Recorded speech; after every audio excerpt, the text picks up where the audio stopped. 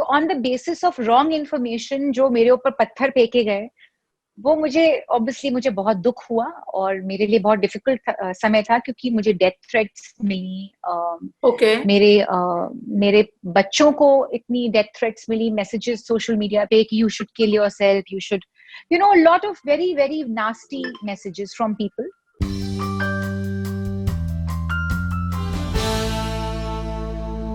Today on Spot Boy, we have Kanika Kapoor with us to talk about her Jugni 2.0. What is this song and how this whole idea came up to you? Well, it's quite a journey actually behind this song. I remember almost 9 years ago sitting in my house in my room, listening to some old Sufi tracks, and I heard Jugni and I loved it, and I read about it. And when I read about it, and I read the meaning of the song, I thought, oh my God, I must learn this song. And just as a normal housewife, as a mom, sitting at home, just learned the song, made a small video, and just posted it on YouTube. Never really took it out professionally. And it went viral. Yes, absolutely. And it was because of Jugni that I was invited to come and sing Baby Doll and so many other songs, a lot of my hit songs. So ये गाना मेरे life में आया ही था मुझे मेरे ख्याल से एक तरीके से बचाने के लिए. so लेकिन इस गाने को कभी मैंने officially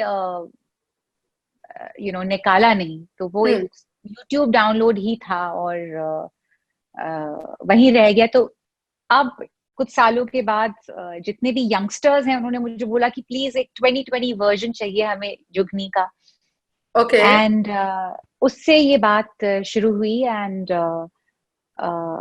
we've made a new different track. More today, it's for the millennials, it's for the youth.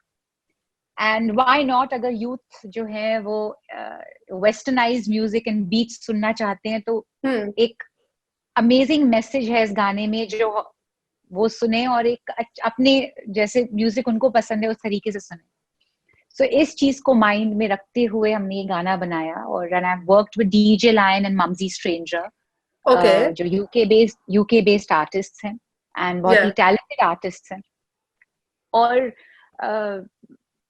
ये साल जो हम सबके लिए गुजरा है वो मेरे लिए ये इस गाने का मैसेज बहुत ही ज्यादा रेजोनेट करता है. और कि eight the end of the day आप गिरेंगे, आपको चोट लगेगी, आप रोएंगे.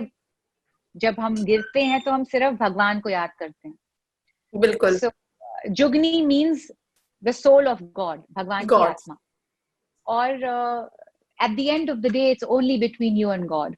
सो आई थॉट कि एक अपना कोई भी और गाने निकालने से पहले आई थॉट ये बहुत ही अच्छा गाना है जो जिसमें बहुत ही मीनिंगफुल एक गाना है और क्यों ना हम इसको निकालें और आगे बढ़ाएं.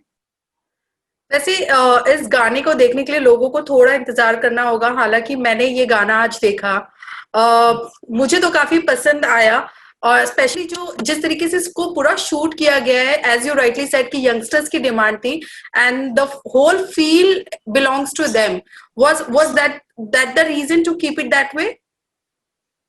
It was absolutely the reason to keep it that way because जब मैं अपने फ्रेंड्स के बच्चों से मिलती हूँ, अपने बच्चों को देखती हूँ वो कैसा म्यूजिक सुनते हैं, तो वो सिर्फ ज्यादा वेस्टर्नाइज्ड म्यूजिक सुन रहे हैं. तो उन्होंने कहा कि आप इसको थोड़ा सा हमारे स्टाइल में बनाइए. अच्छा. सो एक मिलेनियल्स के लिए, एक यूथ के लिए गाना बनाए और एक मीनिंगफुल गाना है जो वो भी बजाएंगे, वो भी सुनेंगे. एक अच्छा मीनिंग है and I think it's a great time, end of the year, it's a good message, right? So that's where the song comes. It's almost a rebirth for me and I'm restarting. Yeah, I could see that. And did your kids watch the song? How did they reacted to it? They haven't seen the song yet. No. Achha, okay, but they know that you are making a song. Yes, yeah. Okay, as you said, ki this is like a rebirth to you. You have already sung a lot of songs for Bollywood also. But Kanika, tell me, how competitive this whole thing has happened, because now there have been very selective singers, and there have been selective voices, which we would have been constantly hearing out. But now, because of this social media, I would say, a lot of talent coming out, reality shows, a lot of talent is coming out. So how competitive the whole scenario has been for singers now, especially in Bollywood. Actually, to be honest, I don't think there is that much competition. I think everybody has their own space now, because अब digital world बहुत खुल चुका है. एक बच्चा एक बड़े से बड़ा सब डिजिटल वर्ल्ड पे हैं, सब फोन पे हैं, सब सोशल मीडिया है. सो एक वो ही नहीं है कि हमें हमारे यहाँ वो 10 सिंगर्स हैं जो काम करेंगे और उन्हीं को अपॉर्चुनिटी मिलेगी. बहुत अच्छी बात है कि बहुत से लोगों को नई अपॉर्चुनिटीज मिल रही हैं, अपना टैलेंट शोकेस करने की अपॉर्चुनिटी मिल रही है, एंड सभी बहुत डिफरेंट है. And I think they all deserve success, they all deserve to be out there. And so अगर आप एक इसको कंपटीशन में लें या आप इसको एक डिजर्विंग उस आपके ऊपर है कि आप इस चीज को किस तरीके से लें. मुझे लगता है कि सबको खुशी मिलनी चाहिए, सबको सक्सेस मिलना चाहिए. एंड इसमें कंपटीशन की क्या बात है. आप यहाँ से लेके क्या जाएंगे? आप अकेले आए, अकेले ही जाएंगे. That's true. So I think everybody should get a chance and an opportunity. And जो इंसान हार्ड वर्क करेगा वो आगे जाएगा, और कुछ नहीं. That's true. कनिका, वैसे आपने कहा कि ये एक तरीके से रीबर्थ है, तो और क्या कुछ प्लान कर रही हैं आप, for your fans and followers? Well, I have my YouTube channel that's launching. I have back-to-back songs now. The whole year I have film playback songs हैं बॉलीवुड में, बहुत अच्छे songs हैं, आपको बहुत अच्छे लगेंगे.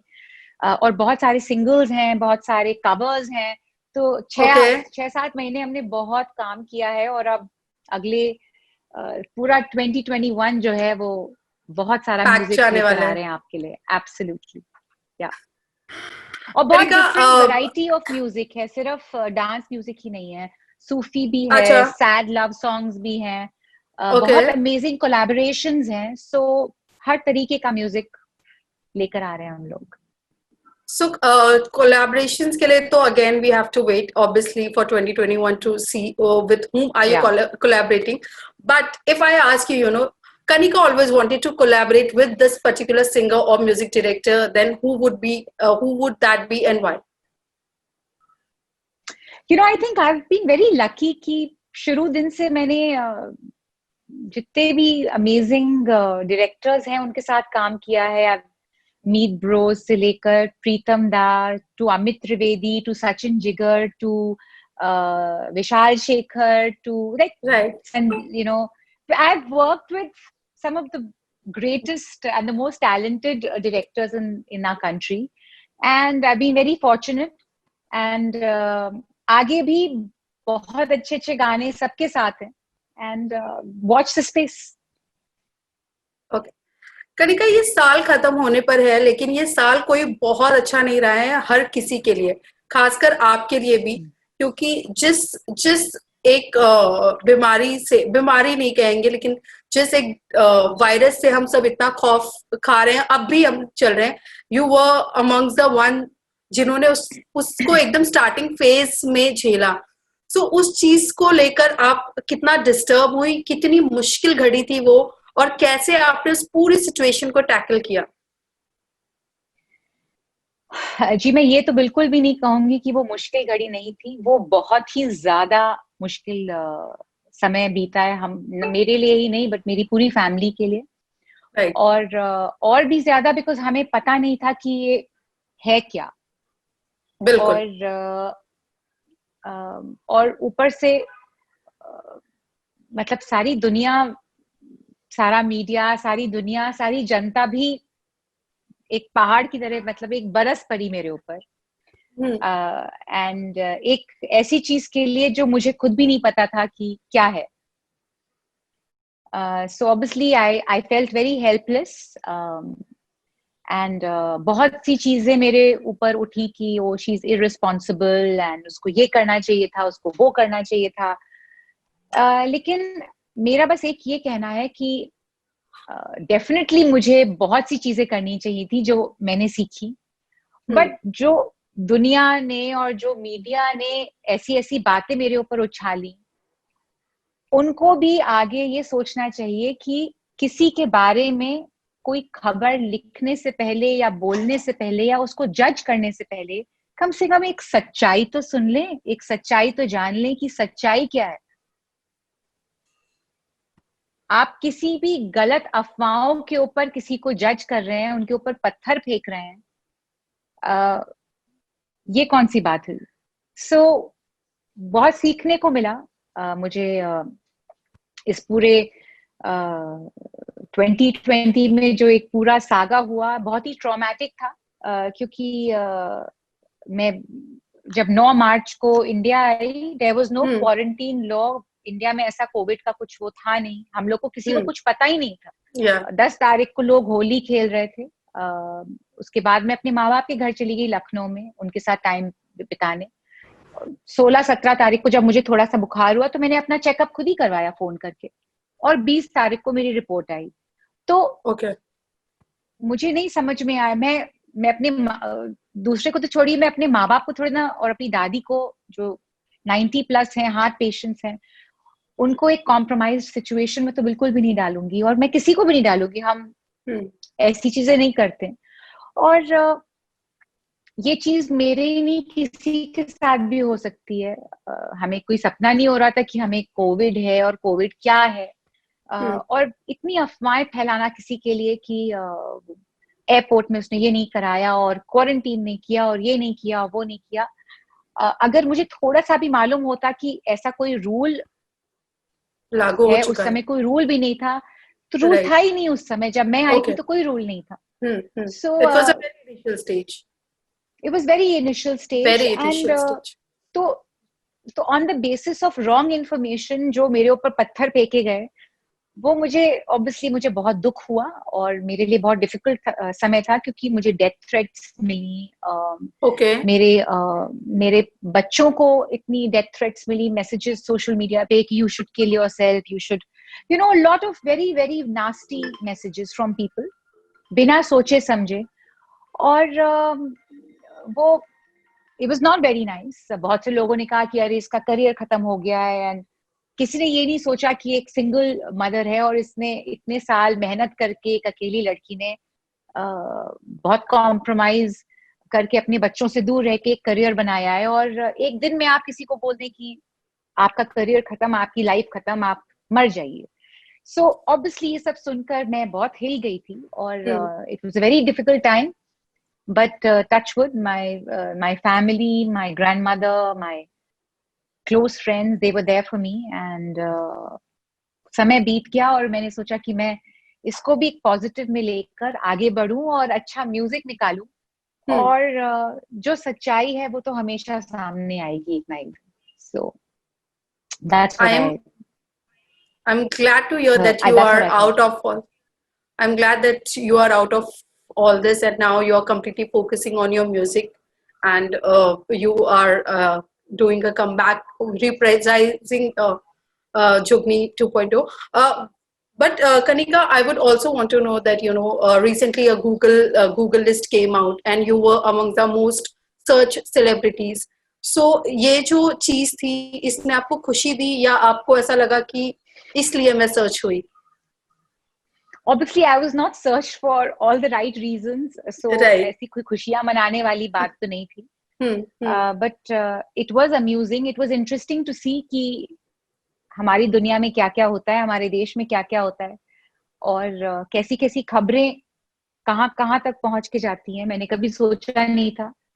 और इसी तरह जब मैं लंदन में बैठकर 2012 में जुगनी सीख के निकाल रही थी यूट्यूब पे, मैंने नहीं सोचा था कि मैं आज यहाँ होंगी, और आज फिर से मैं जुगनी जो हूँ वो अपने दिल से निकाल रही हूँ, और पूरी कोशिश है हमारी कि ये साल सब बहुत ही अच्छा बीते, हमारे लिए नहीं सबके लिए बीते, और अच्छे गाने निकाल के लाएं, and we should move forward and be there for each other and support each other during these tough times.